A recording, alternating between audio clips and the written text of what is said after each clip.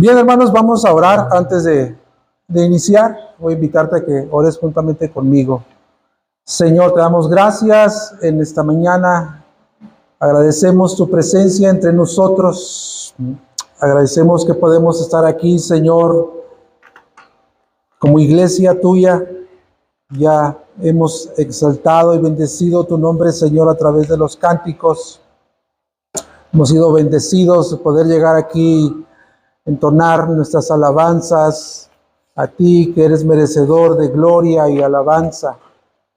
Ahora pedimos, Señor, que tú nos sigas ayudando con el resto de la predicación de tu palabra, Señor, que tu Espíritu Santo pueda estar obrando poderosamente, tomando esta enseñanza y ayudándolas a abrazarla y a poder grabarla en la tabla de nuestros corazones. Tu palabra dice que eso, lo que tú harías, parte del pacto, del nuevo pacto, es que tú enviarías tu Espíritu Santo y grabarías tu palabra en nuestros corazones y harías también, Señor, la obra de que nosotros lo pudiéramos poner en práctica. Si no fuera así, Señor, nosotros no podríamos.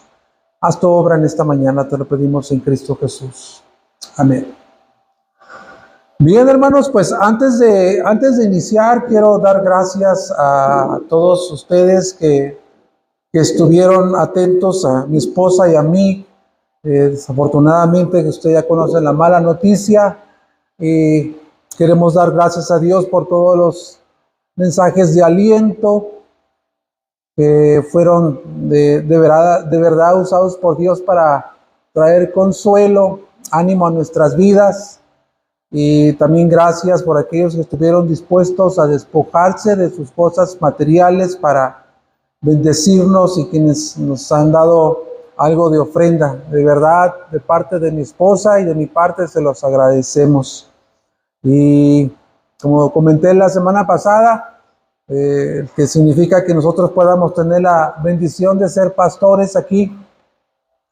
Eso no nos hace inmune a las tentaciones, a ser susceptibles, vulnerables, a las luchas que todos nosotros tenemos.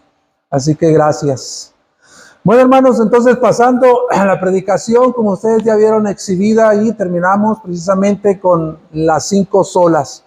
Y para hacer un recuento de lo que ya hemos visto, pues las 5 solas, como estuvimos predicando aquí, fueron doctrinas que durante la Reforma simplificaron una sana doctrina, una sana teología, que debe de ser obviamente abrazada por todas aquellas iglesias que creen en la suficiencia de las Escrituras. Empezamos con sola Escritura y hablamos acerca de que esta enseñanza nos muestra que la única regla de autoridad, fe y práctica es la autoridad de las Escrituras, la suficiencia de las Escrituras. No tradiciones de hombres, no tradiciones de autoridades eclesiásticas.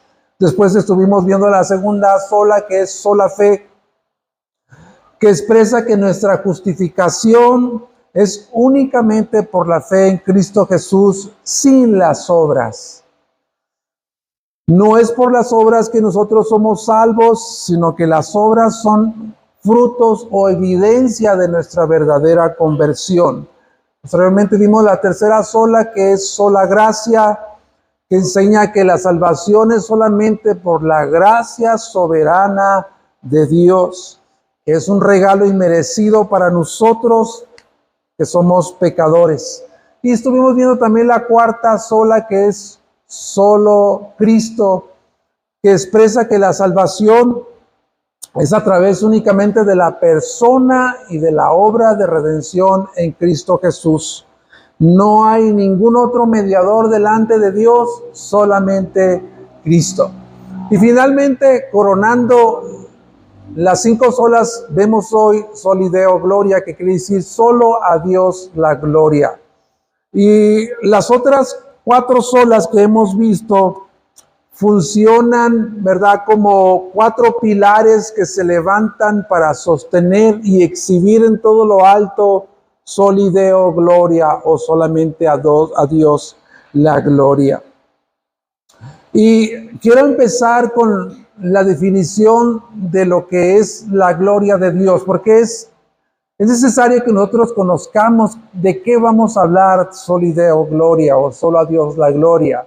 Van a aparecer algunas proyecciones ahí para los que apuntan, los que escriben. Pues queremos empezar con esto, con la definición de la gloria de Dios. En el Antiguo Testamento,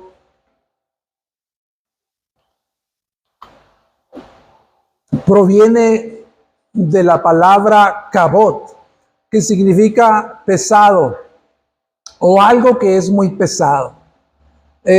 Como ejemplo acerca de esta definición, puedo decirte que es posible que cuando nosotros escuchamos a una persona que está exponiendo o que está diciendo alguna cosa muy profunda que nos parece relevante a nosotros, decimos, eso está pesado, lo que está diciendo esa persona está pesado. O podemos ver también como ejemplo del significado kabod, que es algo pesado, también podemos ver que posiblemente una persona que tenga habilidades y capacidades muy excelentes para hacer cualquier actividad, ya sea algún deporte, ya sea que pinte, ya sea que haga diseños.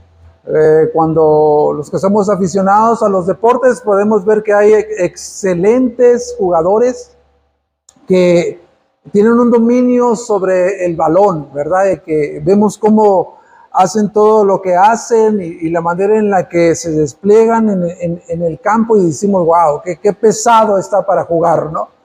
Entonces, esto es como, si tomamos este par de ejemplos, podemos ver que aplicándolo a Dios, este par de ejemplos, podemos entender que la gloria de Dios, o hablando de la gloria de Dios, la gloria de Dios no tiene que ver con algo ligero. La gloria de Dios no tiene que ver con algo ligero o trivial. La gloria de Dios es algo pesado. Es algo que tiene suficiente peso para que nosotros caigamos en admiración delante de Dios. Y para citarte ejemplos bíblicos, quiero ir al libro de Éxodo 20:19, cuando vemos que la gloria de Dios manifestada en una nube se posó sobre el monte Sinaí, donde Moisés estaba recibiendo los 10 mandamientos. Y si tú recuerdas, en el contexto de este pasaje, vemos que esta nube de la gloria de Dios que se posó sobre el monte Sinaí, empezó a haber truenos, relámpagos, sonido de trompeta, el monte inclusive temblaba y humeaba, y todo el pueblo quedó asombrado, todo el pueblo quedó asombrado por ver la gloria manifiesta de Dios, porque vieron la gloria pesada de Dios, la exhibición de la manifestación de la gloria de Dios. Mostrando otro ejemplo bíblico también en Crónicas, Segunda de Crónicas 5:14, cuando fue consagrado el templo de Salomón y los sacerdotes que estaban ahí y levitas ministrando la presencia de Dios, vino de nuevo la gloria de Dios manifestada en una nube, de tal manera que por causa de esa nube que simboliza la gloria de Dios, los sacerdotes y los ministros, los levitas, no pudieron seguir ministrando por causa de que la gloria de Dios llenaba completamente su casa. Ellos también fueron de alguna manera abrumados por esa pesada gloria de Dios que estaba manifestándose en la consagración del templo. Ahora, el significado en el Nuevo Testamento de la palabra gloria proviene de la palabra doxa, que significa hablar bien de alguien, honrar, elogiar a una persona que tiene una alta reputación. En otras palabras, darle la gloria o darle la doxa a Dios es elogiar, admirar y caer sorprendido por la suma de los atributos perfectos de Dios. Es decir, al mirar los atributos de Dios, su carácter, su persona, su omnipotencia, su omnisciencia, su omnipresencia, su inmutabilidad, su gracia, su misericordia, su bondad y su justicia. No podemos más que elogiar, admirar la persona de Dios y darle la gloria a Él, porque reflejan sus atributos que son parte de su naturaleza. Y también, inclusive la Biblia habla acerca de que la creación es un despliegue de los atributos de la gloria de Dios. ¿Por qué? Porque reflejan su poder, reflejan su sabiduría, su belleza, su benevolencia y su trascendencia. Hace poco que estuvieron aquí la familia de mi esposa, mi cuñado Chano, nuestra hija Sabina con sus amigas, tuvimos la oportunidad de ir a Coajimoloyas. ¿Cuántos han ido a Coajimoloyas? Es bastante impresionante la vista, ¿verdad? Cuando llegamos ahí, las chicas que venían de Ciudad Juárez, donde no hay ningún árbol, donde no hay nada verde, se bajan y dicen, ¡wow! Esa fue la expresión. Y yo les dije, pues esta es como una pequeña Suiza escondida aquí en Oaxaca, una vista impresionante. Después fuimos a Hierbelagua, igual, en la parte más alta donde están las cascadas petrificadas, ahí se pararon y se tomaron sus fotos, teniendo como telón atrás el gran paisaje de las montañas. Entonces, la creación es un ejemplo de la gloria de Dios, de los atributos de su poder, de los atributos de su sabiduría, su belleza y su trascendencia. Ejemplo, así como cuando, tomando este ejemplo de la creación, así como cuando nosotros vamos y nos vemos en un espejo y el espejo refleja nuestra imagen o nuestra persona, de esa misma manera, la creación de Dios funciona como un espejo. Funciona como un espejo porque proyecta la gloria de su creador. Hay muchos versículos que hablan acerca de eso. Salmos 19:11 dice, los cielos cuentan la gloria de Dios y el firmamento anuncia la obra de sus manos. Isaías, el profeta Isaías, en el 43:20, él dice que las bestias del campo, todas ellas le dan gloria a Dios. Inclusive Mateo 6:30 dice que los lirios del campo son revestidos, que ni siquiera Salomón se pudo vestir con el resplendor de ellos, y son lirios del campo que le dan la gloria de Dios.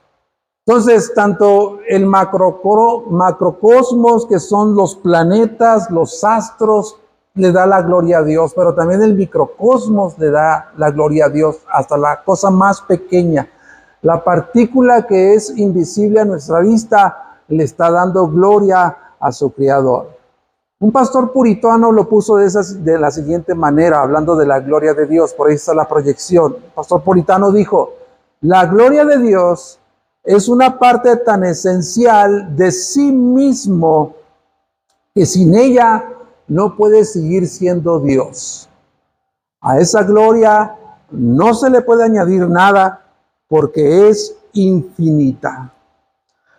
Habiendo dicho el significado o la definición de la gloria de Dios, pasemos al primer punto, que es el contexto histórico de Soli Deo Gloria. Y cuando los reformadores proclamaron esta doctrina de Soli Deo Gloria, ellos no se basaron simplemente en unos pocos versículos de la Biblia. Ellos se basaron en toda la Biblia. Ellos se basaron en toda la Biblia y en las diferentes maneras en que la Biblia testifica de esta verdad, desde Génesis a Apocalipsis. La teología de la Reforma Protestante es en esencia teocéntrica, no antropocéntrica, centrada en el hombre, está centrada en Dios. ¿Por qué? Porque la Biblia da testimonio de etapa a etapa que el plan de redención de la humanidad tiene que ver con Dios en el centro, no el hombre. Hemos escuchado un evangelio por mucho tiempo centrado en el hombre, que el hombre es el centro de atención de Dios. No, en la redención. La redención tiene que ver y está centrada únicamente en la persona de Dios. Eso quiere decir que ninguno de nosotros cooperamos con nuestra salvación. Algunos han escuchado, quizás de los que están aquí, de que hay un sinergismo, que nosotros cooperamos en la salvación o nuestra redención, pero no es así. No hay un sinergismo porque nosotros no cooperamos para obtener nuestra salvación, porque es exclusivamente el resultado de la obra soberana de Dios de principio a fin. Es monergismo, que quizás lo has escuchado también. Tiene que ver solamente con Dios de principio a fin. Porque eso es lo que dice la Biblia, hermanos. Dios es el que predestina, Dios es el que llama, regenera, santifica, justifica, preserva y glorifica a sus escogidos. Romanos 8, 29, 30 dice de la siguiente manera: porque a los que de antemano conoció, también los predestinó a ser hechos conforme a la imagen de su Hijo, para que Él sea el primogénito entre los muchos hermanos. A los que predestinó, a estos también llamó. A los que llamó, a estos también justificó. A los que justificó, a estos también glorificó. Entonces podemos ver que la redención del hombre es diocéntrica, centrada en Dios, no en el hombre.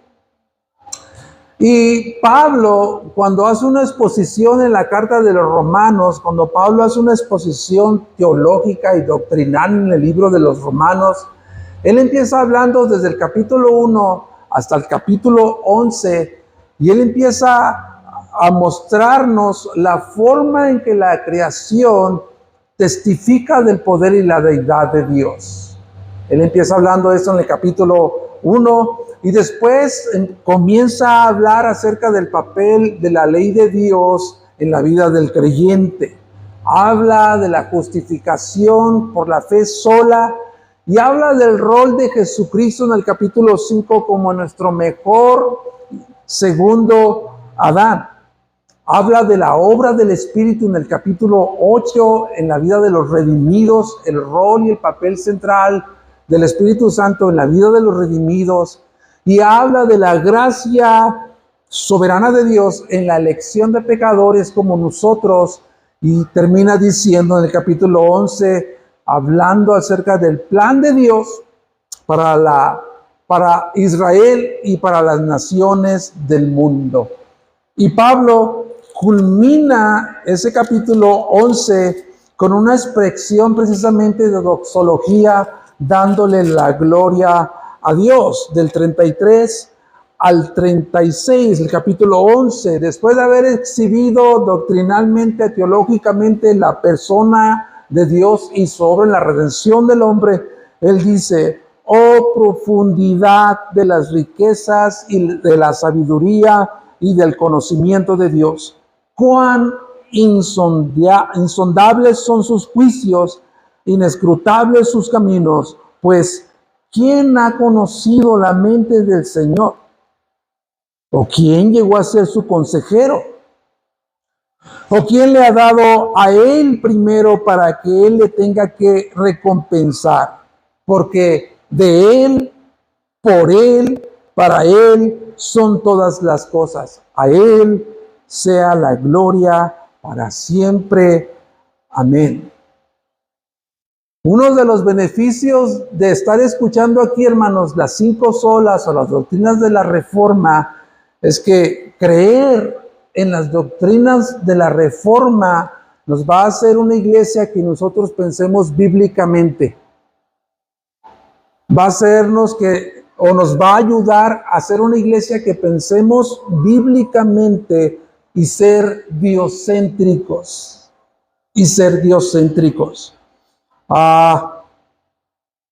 Pasando a una segunda connotación de lo que hablaron los reformadores. Ya vimos en el inciso B que tiene que ver con la redención del hombre. Ahora vamos con una segunda connotación de los reformadores que ellos hablaron. Ellos dijeron que el hombre fue creado para la gloria de Dios. Y Dios, hermanos, ha creado toda la humanidad para su propia gloria y su renombre. Dios creó a todo hombre, incluyendo creyentes y no creyentes, para su propia gloria. Isaías 43:7, vamos a estar leyendo varios versículos. Isaías 43:7 dice: a todo el que es llamado por mi nombre y a quien yo he creado para mi gloria, a quien he formado y a quien he hecho.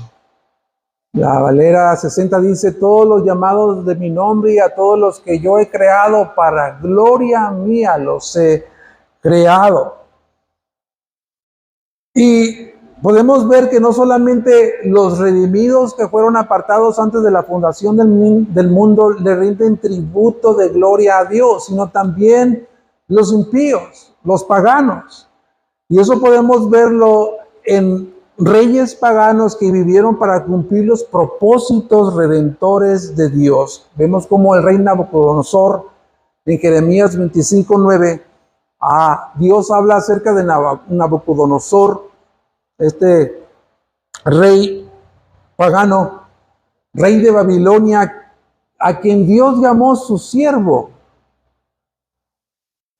Es sorprendente, ¿no? Cómo Dios está llamando a un rey pagano, Nabucodonosor, rey de Babilonia, y dijo: él es mi siervo. Dios estaba llamando a este rey pagano para venir, y Dios ya había orquestado que el pueblo de Dios se fuera a un exilio por 70 años, y Dios ya estaba preparando a un siervo, a un rey pagano para ese propósito. Y vemos también al rey Ciro, que Dios dice: él es mi pastor. Dios llamando a un rey pagano, Ciro, él es mi pastor. ¿Por qué? Porque él cumplirá todos mis deseos, dice 44:28 de Isaías. Entonces, preguntémonos, hermanos. Hagámonos esta pregunta. ¿Cuál es el principal fin de Dios al crear su creación? ¿O cuál es el deseo o qué busca Dios en cada acción que Él hace y permite y en cada palabra que ha salido de su boca? La respuesta, yo sé que algunos de nosotros la sabemos. El fin de eso es que Dios use todo para su propia gloria, perdón. ¿Por qué? Porque eso es lo que Él se deleita. Dios se deleita en su propia gloria. Él creó el universo, este vasto universo que vemos, en el cual nosotros existimos. Y este universo es sostenido solamente por Dios con el poder de su palabra. Él creó al hombre. Él creó al hombre y es el creador de la historia del hombre. Él comenzó la historia, Él terminará la historia, y toda la historia de la humanidad apunta para cumplir los planes y propósitos de Dios. La historia del hombre gira alrededor de Él.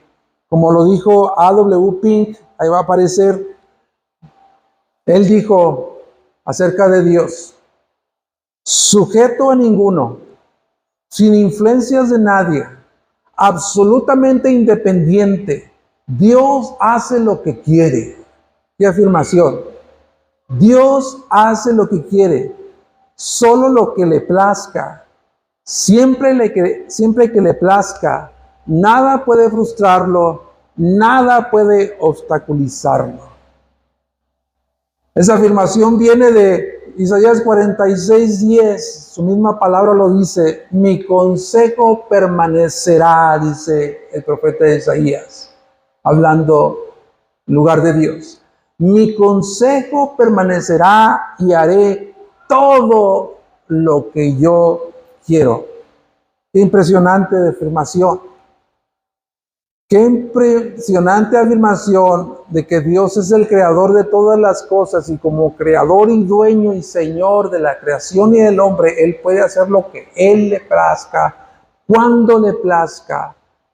Pero lo que Él hace tiene que ver con sus atributos que son perfectos. Nunca vamos a ver un Dios injusto, obrando injustamente en su creación.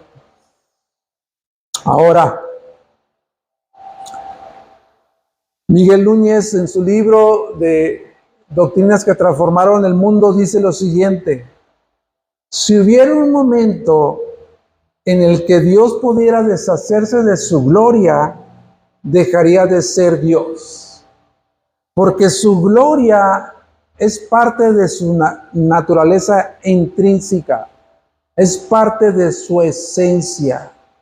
Él es quien posee toda la gloria, porque es parte de su esencia, de su naturaleza. Habiendo dicho eso, hermanos, preguntémonos, como alguien a quien le compartí el Evangelio hace algún tiempo, me dijo, ¿no es egocéntrico de parte de Dios que todo lo que se haga sea para su gloria? ¿No es un Dios egocéntrico? Alguien me preguntó, y en esa ocasión yo recuerdo que no tuve suficientes palabras para explicarle, no sé si esa persona quedó complacida con mi respuesta, pero Dios no es egocéntrico. ¿Por qué? Porque solamente Él es infinitamente glorioso. Y no hay otro ser por encima de Él que merezca toda la gloria y que merezca toda la honra. Contrarrespondiendo a esta pregunta, haciéndonos otra, ¿no es Dios egocéntrico para que que todo lo que se haga sea para la gloria de Dios? Mi siguiente pregunta retórica es la siguiente: si Dios no hiciera todas las cosas para su gloria, entonces, ¿para quién más las haría? Si no hay otro Dios más glorioso como Él, infinitamente eterno, inmutable, si no hay nadie más como Él, ¿para quién entonces Dios haría las cosas? Sino para su propia gloria y su renombre. Entonces, esto no hace a Dios egocéntrico, esto hace a Dios diocéntrico. Eso hace a Dios diocéntrico. Dios es la persona más diocéntrica. No hay otro ser más diocéntrico que Dios mismo. Tomando un ejemplo de un pastor que dice lo siguiente: si yo dijera aquí en el púlpito que yo soy el pastor más inteligente del mundo, ¿qué pensarían ustedes? Qué arrogante el hermano, ¿no? Y aparte, no sería una verdad, sería una absoluta mentira, ¿verdad? Sería una mentira. Pero si Dios dice que Él es el ser más extraordinario y glorioso y eterno del universo, Él no está siendo arrogante. Él está hablando verdad, porque no hay otro ser superior que merezca ser glorificado como Dios mismo. Y además, cada vez que Dios ha sido glorificado, cada vez que Dios se ha glorificado a sí mismo, nosotros hemos sido beneficiados. Eso es lo más sorprendente. Que un Dios de esta dimensión, de esta naturaleza, cada vez que Él se glorifica, nosotros somos beneficiados. Cuando Él se glorificó en la creación, nosotros recibimos el beneficio de ser creados. Cuando Él se glorificó en la salvación de los perdidos como nosotros fuimos beneficiados. Entonces, qué bueno es saber, amados hermanos, que el universo entero y todas las cosas que suceden en Él no están siendo gobernadas por un Dios egocéntrico, sino por un Dios compasivo, generoso, que nos creó para que nosotros nos deleitemos en su gloria. Pasando al segundo punto que nos compete hoy esta tarde, ya hablamos acerca de la salvación en el contexto histórico, ahora hablemos de la salvación para la gloria de Dios según las Escrituras. Y hay un pasaje en Efesios 3, vea Efesios capítulo 1, de entre tantos pasajes que hablan de esta verdad, de que la salvación es para la gloria de Dios. Pablo en este pasaje hace una descripción de todas las bendiciones espirituales que nosotros hemos recibido en Cristo Jesús, de todas las bendiciones que Dios nos ha concedido a nosotros, los redimidos, por causa de nuestra unión con Cristo. ¿Escuchaste eso? Por causa de nuestra unión con Cristo hemos recibido bendiciones espirituales, todas las bendiciones espirituales por causa de nuestra unión con Cristo.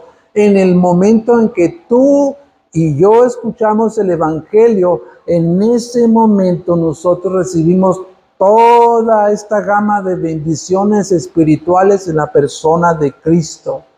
Si tú has nacido de nuevo y has creído en el Señor como tu suficiente Salvador, todos los que hemos creído de esta manera hemos recibido la plenitud de todas estas bendiciones.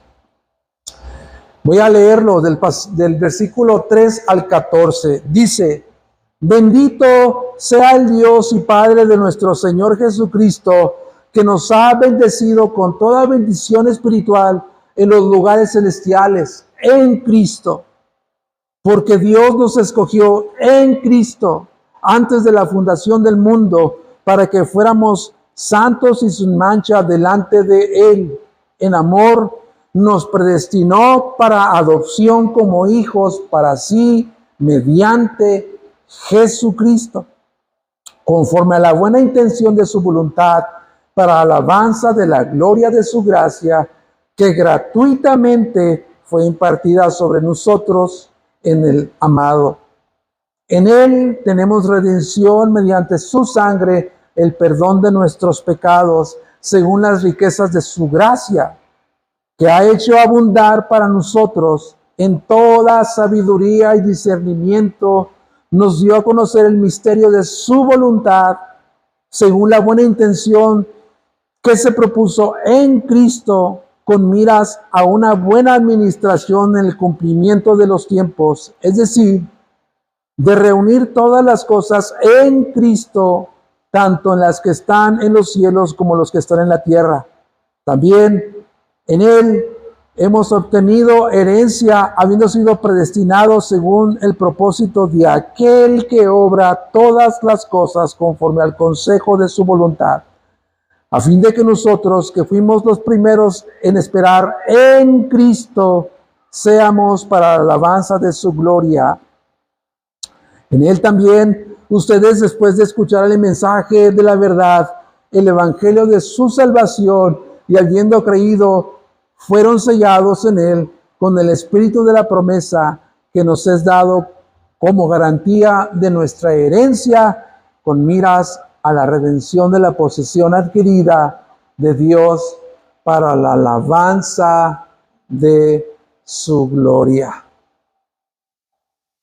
Pablo comienza afirmando y dictando o señalando cada una de estas bendiciones. Ahí van a aparecer. Dios nos escogió en Cristo antes de la fundación del mundo.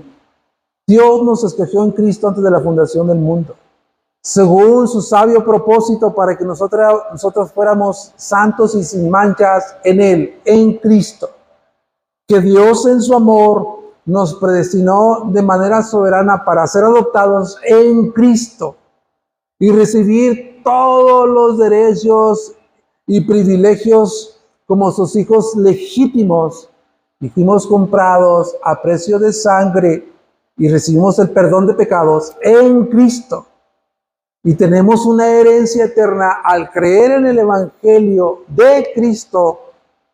Y fuimos sellados en Cristo con el Espíritu de la promesa, que es la garantía de nuestra redención adquirida por Dios.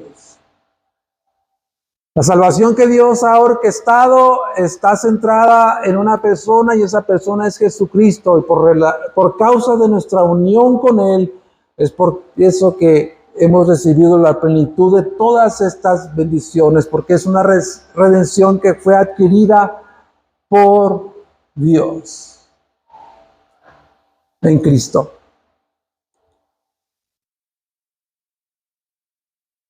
Me llama la atención que Pablo menciona en esta porción que todas esas bendiciones, hermanos, nos han sido concedidos simplemente por las riquezas de su gracia.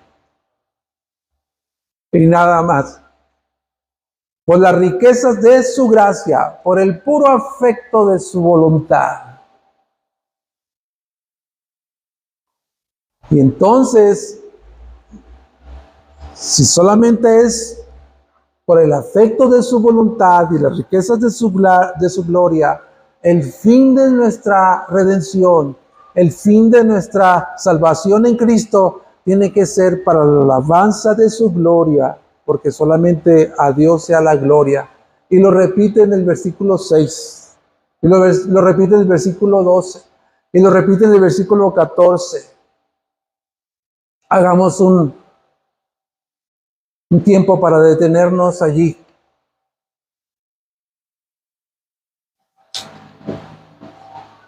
Te voy a lanzarte esta pregunta.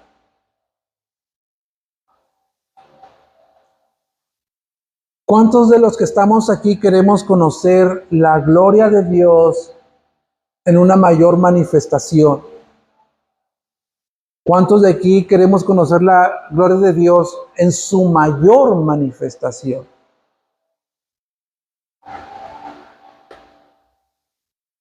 El único lugar donde la gloria de Dios brilla como ningún otro lugar es la cruz del Calvario. Ahí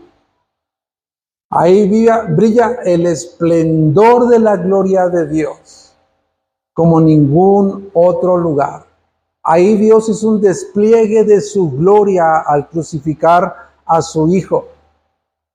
Allí, en la cruz del Calvario. Porque allí, en la cruz del Calvario, Jesucristo glorificó al Padre.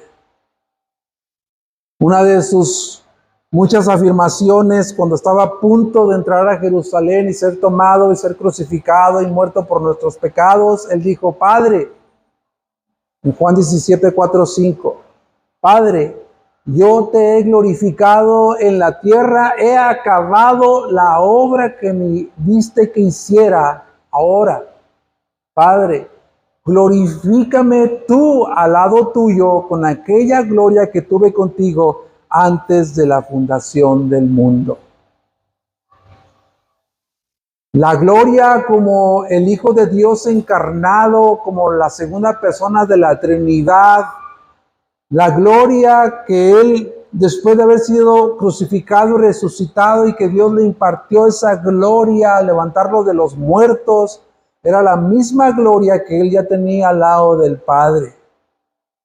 Pero en su estado encarnado, como hombre, como tú y como yo, como Dios hombre, 100% hombre, 100% Dios, Dios lo glorificó. Pero su gloria, la gloria de Cristo, siempre fue poseedor de su gloria como Dios, 100%.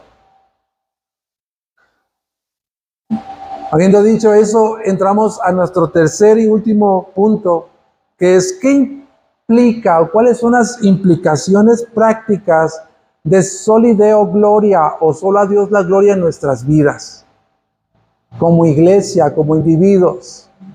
¿Qué implicaciones tiene, hermanos, entonces de estas doctrinas que resumieron la Reforma Protestante? ¿Qué implicaciones prácticas hay en ellas para nosotros los que hemos creído?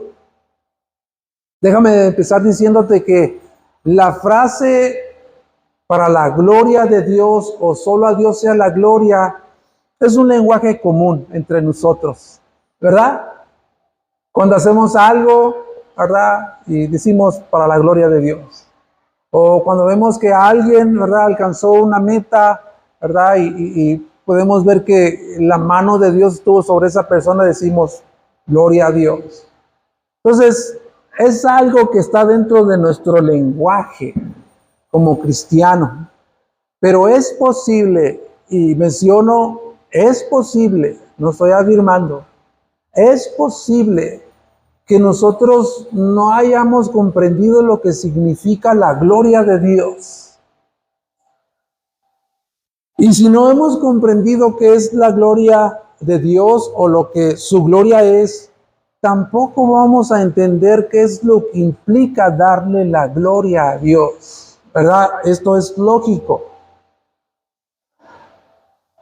Todo lo que has escuchado y todo lo que he dicho aquí en este mensaje, amados hermanos, tiene un solo propósito. Decirte que la esencia de la vida cristiana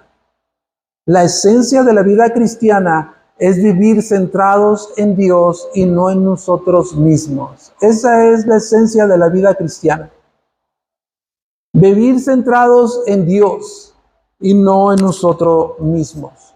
Y tratar de reflejar y buscar esa gloria en cada una de las áreas de nuestra vida. En todo, hermanos. En todo. Empezando por nuestra relación matrimonial, por la crianza de nuestros hijos, debe de ser para la gloria de Dios. Que Dios sea elogiado, que Dios sea admirado, que Dios reciba la honra, la alabanza en mi matrimonio, en la crianza de mis hijos, en mi preparación académica, en mi vida laboral, en la administración de mis finanzas. Es más, la Biblia dice que entre lo más esencial, dice, comer y beber, lo más esencial de la vida, comer y beber, que todo lo hagamos para la gloria de Dios. Hay un catecismo que se llama el Catecismo Menor de Westminster, al que recomendamos ampliamente leer. Hay una primera pregunta en ese catecismo que dice: ¿cuál es el propósito principal de la existencia del hombre? Respuesta: el fin principal de los hijos de Dios es glorificar a Dios y gozar de Él para siempre. Entonces, concluyendo, amados hermanos, somos llamados todos nosotros, su iglesia, a reconocer en esta era egocéntrica en la que vivimos, en este contexto en el que vivimos de una vida individualista, a dejar ese tipo de vida y centrarnos en la gloria de Dios. ¿Por qué? Porque nunca, amados hermanos, jóvenes que están aquí, nunca serás feliz o nunca seremos felices si no estamos centrados en vivir para la gloria de Dios. No encontrarás la felicidad en ninguna otra parte más que viviendo para la gloria de Dios. Y eso es lo que dice Efesios en 3:20 y 21 a la iglesia que somos nosotros. El apóstol Pablo dice en otra doxología: y a aquel, o sea, a Dios, que es poderoso para hacer todo mucho más abundante de lo que pedimos entendemos, según el poder que obra en nosotros, a Él sea la gloria en la iglesia, en Cristo, por todas las generaciones, por los siglos de los siglos. Amén. Somos llamados a reflejar la gloria de Dios como iglesia. Hemos sido, como he mencionado ya, grandemente bendecidos. Hemos recibido todas las bendiciones, hermano. Pero Dios busca que su iglesia haga que su renombre sea más admirado, más elogiado, más famoso entre aquellos que no le conocen. Conclusión. Para los que estamos aquí, amados hermanos, en Cristo,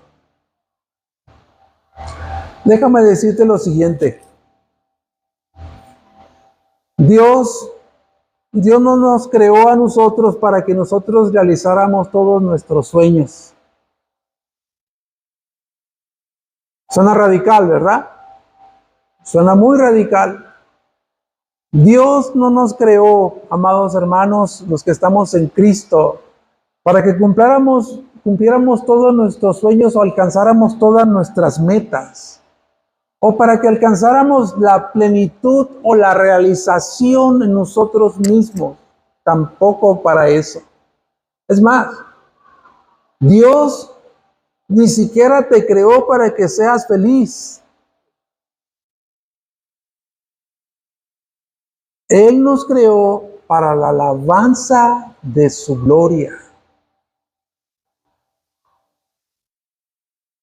Quiero animarte, amada iglesia, a los matrimonios que están aquí, a los jóvenes que están aquí, porque somos miembros de Comunidad Gracia Redentora, a que busquemos en nuestra vida reflejar su gloria, vivir para su gloria en todas las áreas de nuestra vida, en todas, hermano.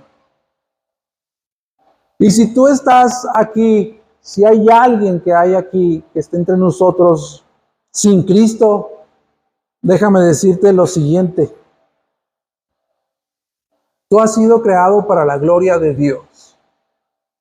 Has sido creado para la gloria de Dios. Y el propósito de tu existencia es vivir para esa causa. Como mencionamos en la predicación, la creación, este vasto universo, es como la función de un espejo que glorifica a su creador. Todo lo que existe glorifica a su creador.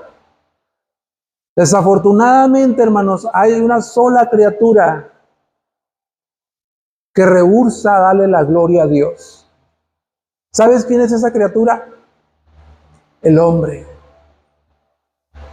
Es el único que rehúsa glorificar a su creador. Y para aquellos que pueden estar aquí sin Cristo, déjame decirte que su palabra en Filipenses 2, 10, 11 dice que al nombre de Jesús se doblará toda rodilla que están en los cielos y en la tierra, debajo de la tierra, y toda lengua confesará que Jesucristo es el Señor, para la gloria de Dios Padre. Si confiesas con tu boca aquí y ahora que Jesús es el Señor y crees que Dios lo levantó de entre los muertos, si creyeres en tu corazón, serás salvo. Y al final de tu existencia, si confiesas a Cristo como tu Señor y Salvador, vives de acuerdo a lo que Él te llama a hacer, vivir para su gloria, entonces al final de tu existencia te espera la gloria eterna al lado del Padre. ¡Qué bendición! Pero si estás aquí sin Cristo y rehusas darle la gloria a Dios, vivir para su gloria, al final de tu existencia, terminarás doblando tus rodillas, terminarás confesando con tu boca que Jesús es el Señor para la gloria de Dios. Pero esa confesión te va a llevar a otro lugar, a una condenación eterna, separado de Dios. Termino con esto, dándole la gloria a Dios. En 1 Timoteo 1:17 dice: por tanto, al Rey eterno, inmortal, invisible, único Dios, a Él sea el honor y gloria por los siglos de los siglos. Amén.